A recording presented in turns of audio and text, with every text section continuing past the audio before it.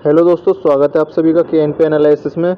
UPSC का S A paper 2023 वाला यानी कि जो आज 15 सितंबर 2023 को हुआ है, उसके क्वेश्चंस देखते हैं, थोड़ा सा एनालाइज करेंगे क्या है। सबसे पहले एक क्वेश्चन करेंगे हम, क्वेश्चन नंबर 3, यानी कि ये जो यूपीएससी की तैयारी कर रहे हैं उनके लिए बहुत ज़्यादा इंपॉर्टेंट क्वेश्चन होने वाला है। और क्वेश्चन नंबर 3 क्या है, सबसे पहले 3 देखिएगा। सभी भटकने वाले गुम नहीं होते, not all who wanderers are lost. तो जो यूपीएससी की जर्नी में भटके हुए हैं वो गुम नहीं है, ये यूपीएससी ने बताने की कोशिश करी है। चलो, मजाक अलग, लेकिन ये एक पेपर कहीं ना कहीं फिलोसफी, इसने 3 चीज़ें ऐड की हैं अपने आप में। फिलोसफी से आपको इसे ऐड करना था, इससे आपको अपने एक जो मैं बोलूँ कि चिंतन या अपने जो कंसियसनेस होती है, ठीक है, आपकी चेतना कहाँ पे है, उससे आपको यहाँ पे ऐड करना था कुछ। प्लस जो आपके आसपास घटित हो रहा है, करंट अफेयर जो घटित हो रही है, उससे भी अगर आप इसे ऐड करते तो बहुत ज़्यादा ये पेपर आपके लिए बहुत अच्छा होने वाला था। प्लस एग्जाम्पल्स जो जनरल स्टडी वाले एग्जाम्पल होते हैं वो तो आपके इस एसए के पेपर को बेस्ट बनाने ही वाले थे। इन सारी चीज़ों से पेपर जो था वो अपने को ऐड करना था, यानी कि इन सबको मिला के अपने को लिखना था जब हमारे यूपीएससी का पेपर होता। पहला क्वेश्चन क्या है, thinking is like a game, it doesn't begin unless there is an opposite team. यानी कि जो आपका चिंतन है एक तरह का खेल है, यह तब तक प्रारंभ नहीं होता जब तक एक विरोधी पक्ष न हो। देखो, एक और चीज़, अगर आपने पेपर दिया है, आप देने वाले हैं, आपका इंट्रो, आपका बॉडी, आपका कंक्लूजन सबसे अलग होगा, सबसे अलग होगा। तो इसमें कुछ गलत या सही नहीं होता है। इसमें बैटिंग भी आप करोगे, इसमें बॉलिंग भी आप करोगे, इसमें फील्डिंग भी आप करोगे। एम्पायरिंग जो है वो आपका टीचर करेगा, वो डिसाइड करेगा कि क्या सही क्या गलत है। तो यहाँ पे आपकी अपनी ही टीम है, ठीक है। और ये ही टीम जो क्वेश्चन रिलेटेड है, thinking is like a game, यानी कि ये गेम आपका अपना है। अगर यहाँ पे कोई आपकी अपोजिट टीम नहीं होगी, यानी कि आपको एक, आप सोचोगे कब, आप 2 चीज़ें सोचोगे, एक पॉजिटिव्स एक नेगेटिव्स। जब आपको पता है कुछ नेगेटिव है ही नहीं तब सोचोगे किसके बारे में। यानी कि ऐसा तो नहीं है कि आप अपोजिट टीम का मतलब, जैसे आपको मैं बताऊं कि जो ह्यूमन बीइंग थे, जो पहले ज़माने के ह्यूमन बीइंग थे, ठीक है, उन्होंने सोचना कब आरंभ किया, उन्होंने सोचना कब आरंभ किया, जब उनकी लाइफ पे खतरा आया। लाइफ पे किससे खतरा आया, उनके दूसरे बंदों से। यानी कि कोई सामने वाला था, है ना, एक ह्यूमन को दूसरे ह्यूमन से खतरा आया, ह्यूमन को एनिमल से खतरा आया, यानी कि सामने भी कोई था। फिर उनको डिजीज, बीमारियों से खतरा आया, यानी कि सामने भी कोई था। तो कहीं ना कहीं ये चीज़ें, अब जैसे आपने हॉब्स की कॉन्ट्रैक्ट थ्योरी पढ़ी होगी, ठीक है, फिर या जो वहाँ पे बाकी लोग जो बोलते हैं कि हॉब्स हो गया, या फिर मैकाइवली हिस्ट्री के बारे में बात करता है कि किसको किससे खतरा है, प्रिंस की जो स्टेटमेंट देता है ना। फिर वहाँ पे आपके मतलब ये जो ऐसे बहुत सारे स्कॉलर्स हैं, इनके बारे में पढ़ा होगा। तो कुछ कुछ ऐसे लिखना था। क्या लिखना है वो डिटेल में आप देखिए थोड़ा सा, इसमें आपकी मेहनत ज़्यादा लगेगी कि आपने अब तक क्या क्या पढ़ा है, आपका ऑप्शनल क्या है, आपकी जीएस क्या है, ये चीज़ें इंपॉर्टेंट है। Second question, visionary decision making happens at the intersection of intuition and logic. यानी कि दूरदर्शी निर्णय तभी लिए जाते हैं जब अंतर्ज्ञान और तर्क का परस्पर मेल होता है। अब यार इससे एक चीज़ समझो, विजनरी डिसीजन मेकिंग, यानी कि आप मान लो आप 2050 के लिए बात कर रहे हो, आप 2050 के लिए बात कर रहे हो, तो आपको 2 चीज़ें तो चाहिए ही चाहिए। आपको सबसे पहले अंतर्ज्ञान, यानी आपको ये चाहिए कि भाई जस्टिस होना चाहिए, ठीक है, इक्वलिटी होनी चाहिए, ये इंपॉर्टेंट है, ठीक है, मतलब ऐसी ऐसी चीज़ें कुछ होनी चाहिए, या जो भी है जेंडर इक्वलिटी, या ये जो भी है, मतलब एक ह्यूमन डिग्निटी होनी चाहिए, ह्यूमन डिग्निटी होनी चाहिए। अभी आपको लगेगा ये इंपॉर्टेंट है, लेकिन अब उनमें आप 2050 के लिए कैसे स्कीम्स बनाएंगे जब आपके पास लॉजिक होंगे, ठीक है। आपके पास लॉजिक किस चीज़ का होगा, अब कोई बोले कि ह्यूमन डिग्निटी को तो कोई खतरा ही नहीं है आज की डेट में, लेकिन आप लॉजिक दोगे भाई कि देख यार मणिपुर में ऐसा हो रहा है, ठीक है, मणिपुर में ऐसा हो रहा है, या हरियाणा में ऐसा हुआ है ना। आप बाकी अदर जगह के एग्जाम्पल्स जो है, आप बाकी अदर जगह के एग्जाम्पल जो है वो दोगे कि भाई देखिए ह्यूमन डिग्निटी के लिए खतरा है, ठीक है, या बाकी भी बहुत सारे एग्जाम्पल्स हो जाते हैं ह्यूमन डिग्निटी से रिलेटेड। तो यानी कि अब दूरदर्शी निर्णय जब भी आप ले पाएंगे। जैसे एग्जाम्पल देता हूँ मैं आपको, एक एग्जाम्पल देता हूँ। प्लेटो ने फिलोसॉफिकल किंग की बात की, ठीक है ना। अब ये देखो एक अंतर्ज्ञान तो है इसमें, है ना, कहीं ना कहीं इंट्यूशन है कि भाई चलो हमें ये करना है, लेकिन क्या वो लॉजिक से भरपूर था, क्या वो लॉजिक से भरपूर था, नहीं था। उसमें लॉजिक कहीं ना कहीं लैग कर रहा था, लॉजिक लैग कर रहा था, तो जो फिलोसॉफिकल किंग वाला जो कंसेप्ट है वो फेल हो गया, हुआ फेल, ठीक है। अभी इसी को आप दूसरे कंसेप्ट में ले लो, डेमोक्रेसी में ले लो इसे आप, ठीक है। अब इसे आप डेमोक्रेसी के पर्सपेक्टिव से समझो थोड़ा सा।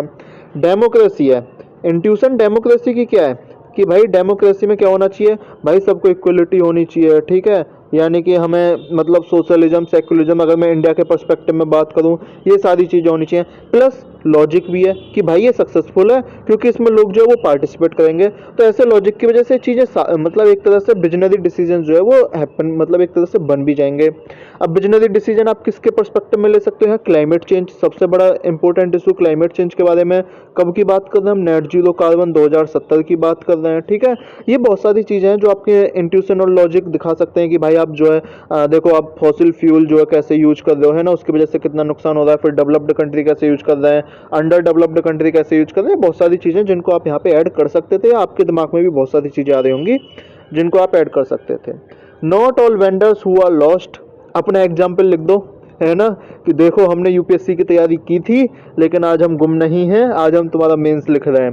खैर ये था मजाक दोबारा से, है ना। तो इसे आप not all wanderers who are lost, यानी कि ऐसा नहीं है कि जो सभी भटकने वाले गुम नहीं होते। एक बोलते हैं ना कि मेहनत करो तो दो चीज़ें मिलेंगी, अगर मैं मेहनत करूंगा तो दो चीज़ें मिलेंगी, या तो मुझे एक्सपीरियंस मिल जाएगा, या मुझे सक्सेस मिल जाएगी, ठीक है। तो ये दो चीज़ें बहुत ज़्यादा इंपॉर्टेंट होती हैं।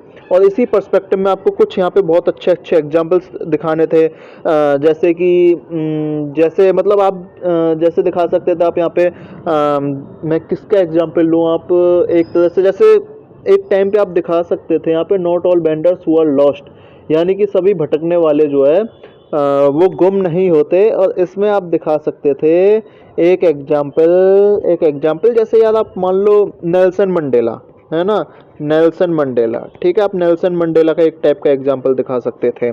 आप कहीं ना कहीं इसमें अपने प्राइम मिनिस्टर जो है नरेंद्र मोदी जी का भी एग्जाम्पल दिखा सकते हो, ठीक है। तो ये बहुत सारी चीज़ें यहाँ पे जो आप इनको ऐड कर सकते थे जो आपके लिए बहुत ज़्यादा हेल्पफुल होने वाली है ना। तो ये कुछ कुछ ऐसी चीज़ें आपको दिखानी है, ठीक है। या आप मान लो जैसे कि अपना जो इंडिपेंडेंस मूवमेंट था, उसमें ऐसा नहीं है, कुछ लोग भटके भी थे। मतलब भटकने का मतलब है कि भाई उनको नहीं पता था, जो मॉडरेट्स हैं उनको एक नहीं पता था कि उनको करना क्या है सही से, ठीक है। वो एकदम सही लाइन पे नहीं जा रहे थे, लेकिन गुम हुए क्या? वो नहीं हुए। उन्होंने एक रास्ता दिखाया, एक पाथ दिखाया जो हमारे आगे के लिए बहुत हेल्पफुल हुआ और हमें आज़ादी दिलाई उन्होंने 1947 में। इस टाइप के एग्जाम्पल्स ऐड करके आप यहाँ पे अपना जो इस समय की भी कुछ अप्रोचेस हैं, ठीक है, उनको भी दिखा सकते थे कि हाँ भाई ये आज के टाइम में भी बेस्ट हो सकता है। नेक्स्ट क्वेश्चन क्या है? रचनात्मकता की प्रेरणा लौकिकता में चमत्कार ढूंढने के प्रयास से उपस्थित। भाई साहब हिंदी पढ़ो तो ऐसा लग रहा है जैसे कि मतलब वो साहित्य से कोई कुछ कर रहे हो, ठीक है, चलो कोई नहीं। Inspiration for creativity springs from effort to look for the magical in the mundane, यानी कि अब देखो, जैसे आप देखो आइंस्टाइन, वो कौन था? अल्बर्ट आइंस्टाइन, जिसने बल्ब की खोज की थी वही तो था यार। वो कौन था? अरे नहीं, एडिसन कौन था? एडिसन, जिसने बल्ब की खोज की थी, है ना। उसमें क्या था? उसमें इंस्पिरेशन फॉर क्रिएटिविटी थी। अब क्रिएटिविटी, अब हम लोगों को क्या लगा? उस टाइम के लोगों को तो यही लगा होगा जब उसने बल्ब की खोज की होगी कि भाई चमत्कार कर दिया बंदे ने, देखो कितना बड़ा चमत्कार हो गया। क्या वो चमत्कार था? नहीं, उसमें एक रचनात्मकता की प्रेरणा थी, ठीक है। वहीं पे न्यूटन, जिसने ग्रेविटी की खोज की, है ना, जब सेब गिरा तो उसने देखा कि भाई देखो मतलब क्या एक अब रचनात्मकता की प्रेरणा थी। अब लोगों को उसने सोचा कि भाई चीज नीचे ही क्यों गिर रही है। अब ये कहीं ना कहीं एक चमत्कार ढूंढने जैसा उसे लगने लगा, ठीक है। अभी सब लोगों को क्या लगने लगा कि ये तो चमत्कार है, ये मैजिकल है ना। लेकिन मैजिकल नहीं था, चीजें थी, लेकिन उसको अपने इंस्पिरेशन फॉर क्रिएटिविटी थी, उसने ढूंढा, वहां से चीजें बढ़ी, वहां से चीजें उपजी और वहां से चीजें नहीं आई। अब जैसे मैं आपको एक करंट एग्जांपल देता हूँ, नीरज चोपड़ा, ठीक है। नीरज चोपड़ा जो इंडियन भाला फेंक वाले प्लेयर जो हैं, अब उन्होंने क्या बोला, जेवलिन थ्रो जो करते हैं, अब नीरज चोपड़ा था, अब उन्होंने अपनी नई साइंस डेवलप किया है ना। एक दिन द हिंदू में भी दिया था कि मतलब वो कैसे किस एंगल से फेंकते, क्या क्या फेंकते हैं। वो उनकी रचनात्मकता की प्रेरणा थी अपने खेल के प्रति। अब लोगों को क्या लगने लगा, यार ये बंदा तो चमत्कार करता है ना। ये चीजें हो जाती हैं, ठीक है। तो मतलब रचनात्मकता की प्रेरणा जो है वो लौकिकता में चमत्कार ढूंढने के प्रयास से उपस्थित है। और लौकिकता में चमत्कार ढूंढने का मतलब क्या है कि जो अभी तक आपने इन्वेंट नहीं किया है, आप उस चीज को इन्वेंट करें कि ऐसा क्यों हैपन हो रहा है, उसे अपन लौकिकता में चमत्कार बोल देते हैं। इस तरह से आपने कुछ लिखना था। मैं एक और चीज दोबारा से बोल दूं, इसमें कोई मैटर नहीं करेगा आप क्या लिख रहे हो, मैटर करेगा आपका लिखने का फ्लो क्या है। आप अपनी बात को एकदम मतलब एक अपने बात को आप प्रूव कैसे कर रहे हो कि भाई हमने ये सही लिखा है, हम गलत डायरेक्शन में नहीं है, ये ज़्यादा मैटर करेगा आपके एस्से में। चारों एससीआर फिलोसॉफिकल बेस्ड दिख रहे हैं, चारों एसए फिलोसॉफिकल बेस्ड दिख रहे हैं, लेकिन अपनी जीएस, अपनी करंट अफेयर, ठीक है, आपको अपनी जीएस, आपको अपनी करंट अफेयर कैसे ऐड करनी है वो आपने सोचना था, है ना, वो आपने पेपर के टाइम सोचना था, जो ज़्यादा इंपॉर्टेंट होगा पेपर के टाइम। ये चीज़ें कुछ हो जाती हैं इंपॉर्टेंट। नेक्स्ट पार्ट पे चलते हैं, सेक्शन बी थोड़ा सा है मज़ेदार है, सोसाइटी रिलेटेड भी है, इसे हम बोल सकते हैं कि सोशल इशूज जो है उसको भी इसने टच करने की कोशिश की है, सोशल इशूज को टच करने की कोशिश की है, ठीक है। तो यहाँ ये चीज़ें लिखनी थी, girls are beat down by restrictions, boys with demands to equally harmful discipline. अगर आपको ध्यान हो, एक नीतू मैम है, एसएससी की इंग्लिश पढ़ाती हैं, उनकी एक वीडियो है लड़कियों के बारे में कि लड़के घर से निकलते हैं पता नहीं ऐसे ऐसे कुछ है ना, वो वीडियो बहुत वायरल होती है, वो वीडियो बहुत वायरल होती है।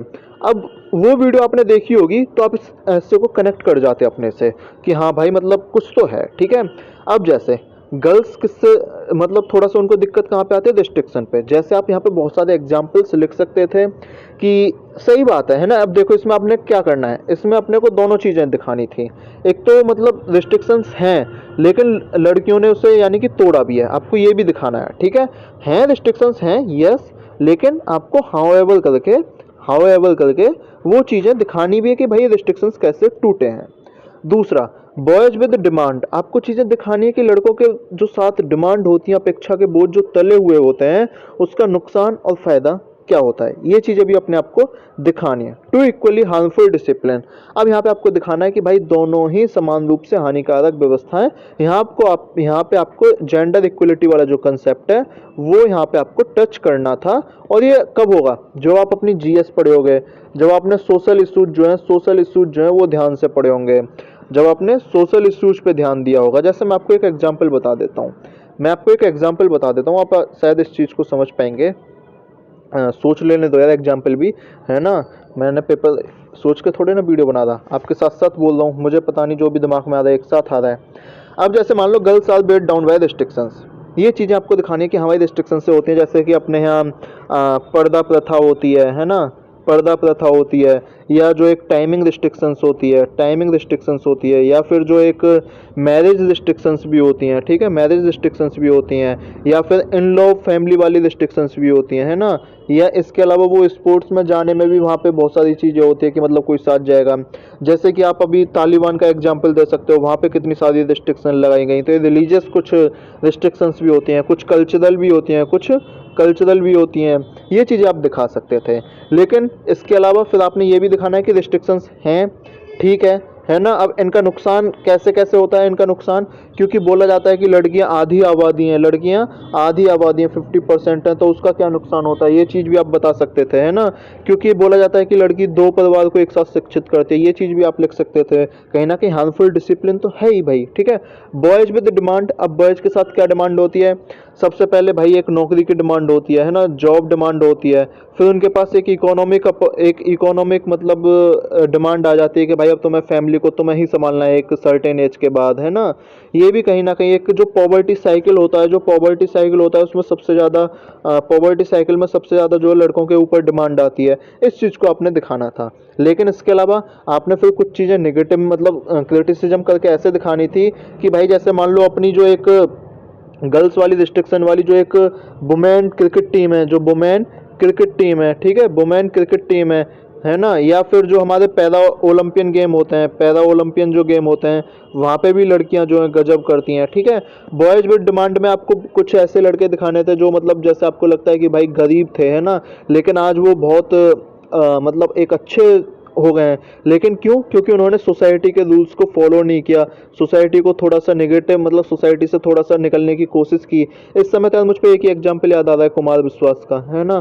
पर ऐसे एग्जाम्पल आपको लिखने नहीं होते, बस मैं आपको समझाने की कोशिश कर रहा हूँ। लिख भी दो तो कौन ही नंबर काटेगा, लेकिन अच्छे अच्छे लिखो यार, बहुत सारे अच्छे अच्छे एग्जाम्पल है। महात्मा गांधी, है ना, सरदार वल्लभ भाई पटेल, यार एक वो था ना डॉक्टर राजेंद्र प्रसाद जो थे, उनका बताया जाता है, डॉक्टर राजेंद्र प्रसाद नहीं, लाल बहादुर शास्त्री, है ना, लाल बहादुर शास्त्री डॉक्टर नहीं थे, लाल बहादुर शास्त्री।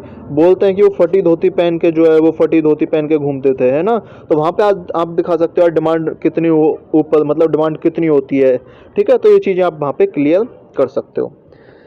यूपीएससी ने सीसेट में पीछा छोड़ दिया, ने यूपीएससी एसए के पेपर में पीछा छोड़ दिया। नेक्स्ट क्वेश्चन है, mathematics is the music of reason.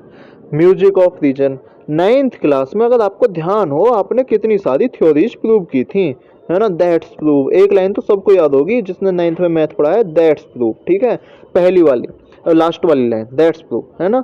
तो ये वाली चीज जो है, mathematics is the music of reason, यानी कि आपको हर चीज में रीजन देना होता है, आपको हर चीज में लॉजिक देना होता है। अगर आप x square plus y square बराबर बन कर रहे हो, वो sorry sine square theta plus cos square theta बराबर आप बन कर रहे हो, तो भी आपको बताना है कि ये बन कैसे हुआ। तो ये सारी चीज़ें मैथमेटिक्स को आपको दिखाना था कि ये मतलब लॉजिक से कैसे चलता है, थोड़ा थोड़ा यहाँ पे आपको अपना ज्ञान देना था।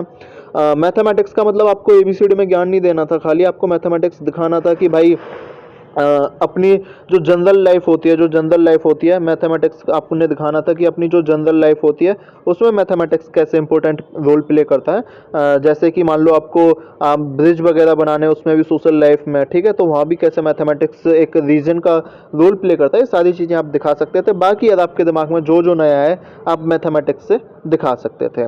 Next question, a society that has more justice is a society that needs less charity. जिस समाज में अधिक न्याय होता है उस समाज को दान की कम आवश्यकता होती है।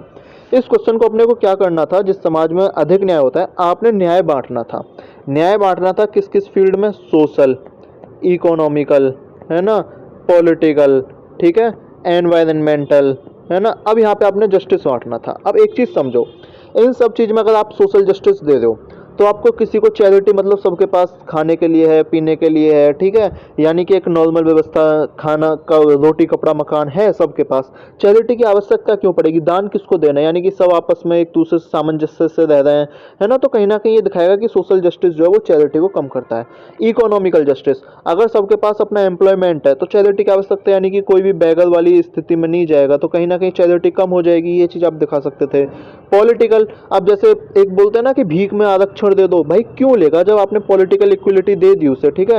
अब पॉलिटिकल इक्वलिटी, जैसे वुमेन रिजर्वेशन की बात आती है, अब जब पॉलिटिकल इक्वलिटी है, वुमेन को एक बराबर का रोल जो है वो मिल रहा है ना, लोग उन्हें पसंद कर रहे हैं, तो भाई चैरिटी की आवश्यकता क्या है, चैरिटी किसी भी फॉर्म में हो सकती है, ठीक है। पॉलिटिकल चैरिटी, जैसे पैसा देते हैं लोग, पैसा देते हैं, मान लो जैसे है ना कि भाई हम तो पार्टीज को पैसा दे रहे हैं, लेकिन अगर गरीब लोग, अच्छा है, कोई मान लो गरीब कैंडिडेट है, कोई पुअर कैंडिडेट है और वो अच्छा है, वो अच्छा मतलब एक अच्छा लेजिस्लेटर बन सकता है, तो उसे चैरिटी क्यों चाहिए, उसे चुनाव लड़ने के लिए पैसा क्यों चाहिए, नहीं चाहिए। ऐसे ही एनवायरमेंटल है ना, एनवायरमेंटल जस्टिस, जैसे मान लो आप साफ हवा दे दो एकदम, ठीक है, एकदम गजब वाली हवा, तो ना ट्राइबल को चैरिटी चाहिए किसी भी वे में, ना आपके अर्बन एरियाज को चाहिए, ना रूरल एरियाज को चाहिए। तो इस तरह से आप इस क्वेश्चन को थोड़ा सा डील कर सकते थे, अपने आप यहाँ पे बैडर कंसेप्ट जो है वो प्ले कर सकते थे, है ना, कि भाई जिसमें जस्टिस है। अब यहाँ पे आप फिलोसॉफिकल एंगल भी दोबारा से दे सकते थे यार, जैसे कि प्लेटो ने जस्टिस की बात करी है, ठीक है, उसने बताया है। फिर इसके अलावा एक जस्टिस का कंसेप्ट आता है ना कि भाई मतलब जो मार्क्स बोलता है, जो मार्क्स बोलता है कि किसी को कुछ देने की जरूरत नहीं है, सबको बराबर हिस्सा लेके आओ, वही जस्टिस होगा हमारे लिए, है ना। ये सारी चीज़ें यहाँ पे आप दिखा सकते थे, ठीक है। एक और स्कॉलर है, वो ये बोलते हैं कि मतलब लिबरल्स जो है वो ये बोलते हैं कि भाई किसी को कुछ देने की आवश्यकता नहीं है, अगर आपने करनी है तो आप चैरिटी कर सकते हो, लेकिन ऐसा नहीं है कि आप रिसोर्सेज को दोबारा से एलोकेशन करोगे, रिसोर्सेज को दोबारा से एलोकेशन करोगे। वो भी चीज़ आप यहाँ पे ऐड कर सकते थे, लेकिन वो चीज़ें ऐड कैसे होंगी, पढ़ के, और वो कैसे पढ़ के होंगी, अपना ऑप्शनल वगैरह इन सारी चीज़ों को पढ़ के। Last question, education is what remains after one has forgotten one has learned in school. शिक्षा वह है जो विद्यालय में सीखी गई बातों को भूल जाने के बाद भी शेष रह जाती है। नमस्ते करनी है जी, है ना यार, मतलब एक याद रहेगा ना सबको कि भाई स्कूल में सिखाई गई थी, कभी ना कभी तो चीज़ें उभर के आएंगी। दोस्ती, फ्रेंडशिप स्कूल में आपको एक मजबूत बनाती है, स्कूल की दोस्ती बोलते हैं कभी नहीं भूली जाती है। फ्रेंडशिप को कैसे जीना है, आपका जो एक बोलते हैं एक जो साफ हिस्सा होता है, जो प्योर सोल होता है, प्योर सोल जो होता है वो आपने स्कूल में सीखी होती है। जो मोरल्स होते हैं वो आपने स्कूल में सीखे होते हैं। जो रिस्पेक्ट होती है वो आपने स्कूल में सीखी होती है। जो डिसिप्लिन होता है वो आपने स्कूल में सीखा होता है, डिसिप्लिन स्कूल में सीखा होता है। ये चीज़ें ऐसी हैं जिन्हें आप भूल जाते हो, लेकिन कहीं ना कहीं वो आपके एक कॉन्शियस माइंड में रहती हैं, ठीक है। हाँ भाई हमको ऐसे करना है, जैसे टाइम पंक्चुअलिटी, है ना, आप सुबह स्कूल जाना है वो आप भूल जाओगे, लेकिन जब आप कहीं बड़े होकर कुछ काम करोगे, है ना, वो आपके दिमाग में रहेगी यार ऐसा ऐसा करना है, ठीक है। पेपर है ना, अब अभी आप ये वाला पेपर दे रहे थे 3 आवर वाला, ये प्रैक्टिस आपको कहाँ से पड़ी? स्कूल से ही प्रैक्टिस पड़ी है। लेकिन आपके दिमाग में कभी नहीं आया होगा कि इस प्रैक्टिस हमें स्कूल से पड़ी, आपको एक्सपीरियंस है कि पेपर छूट जाता है, लेकिन वो चीज़ें आपने वहाँ से डेवलप की हैं। अब बहुत सारी चीज़ें यार, शिक्षा वह है जो विद्यालय में सीखी गई बातों को भूल जाने के बाद भी शेष रह जाती है। अब आपको दिखाना है कि आपने, जैसे आप इसमें कुछ भी एक एग्जाम्पल डाल सकते हो कि भाई जैसे कि मतलब किसी भी एक बड़े स्कॉलर का, है ना, कि वो एक आपने एक कहानी नहीं सुनी कि एक 100 रुपये वाली कहानी आती है ना, कि एक मैम थी, उन्होंने एक बच्चे को उस क्लास में 8th क्लास में था वो, जिस भी क्लास में था उसके पास फीस नहीं थी, तो उन मैम ने जो है वो फीस दे दी। अब वो बच्चा बाद में ऑफिसर बन गया। एक दिन बहुत तेज बारिश हो रही थी, वो अपनी मैम के पास गया और गुरु दक्षिणा देने के लिए, है ना, यानी कि उन रुपयों को लौटाने के लिए, या एक तरह से ट्रिब्यूट पे करने के लिए। इन चीज़ों को दिखाते हैं कि भाई हम एजुकेशन हमने क्या सीखी थी, उसने अब यहाँ से सीखा कि हेल्पिंग, है ना, अब उसने यहीं से तो सीखा कि किसी की हेल्प करनी चाहिए, अब उसने आगे भी हेल्प की होगी वो, है ना, जब भी वो जिस लाइन में होगा। ये सारी चीज़ें आप दिखा सकते थे यहाँ पे कि भाई इसे कैसे हम यूज कर सकते हैं। तो ये था आज का एस्से पेपर, जो पिछले ट्रेंड्स पे ही आधारित है, 2022 वाले ट्रेंड पे ही एकदम चल रहा है, मतलब फिलोसॉफिकल तो इसने लपेट रखी है। ठीक है, अब अपने को दिमाग चलाना पड़ेगा। जो ज्ञान है यूपीएससी वाले हर बंदे के पास ज्ञान होता है ना, वो वाला ज्ञान आपने यहाँ पे किस फ्लो में लिखा है, वो दिखाना है। तो जैसा थंबनेल में आपने देखा कि ये जो यूपीएससी का पेपर है, ये फ्लावर नहीं फायर है ना। यहीं वीडियो को आज एंड करते हैं। अगर अभी तक आपने इस चैनल को सब्सक्राइब नहीं किया है तो इस चैनल को सब्सक्राइब कर दीजिएगा, वीडियो को लाइक कर दीजिएगा और शेयर कर दीजिएगा अपने दोस्तों के साथ। आप भी ऐसे लिखिए, अगर आपका कोई भी कमेंट है तो आप यहाँ पे कमेंट कर सकते हैं, कमेंट बॉक्स में कमेंट कर सकते हैं, बता सकते हैं आपके क्या व्यूज़ हैं किसी भी क्वेश्चन पे, उन सब पे हम बात कर लेंगे एक दिन। तो मिलते हैं नेक्स्ट वीडियो में।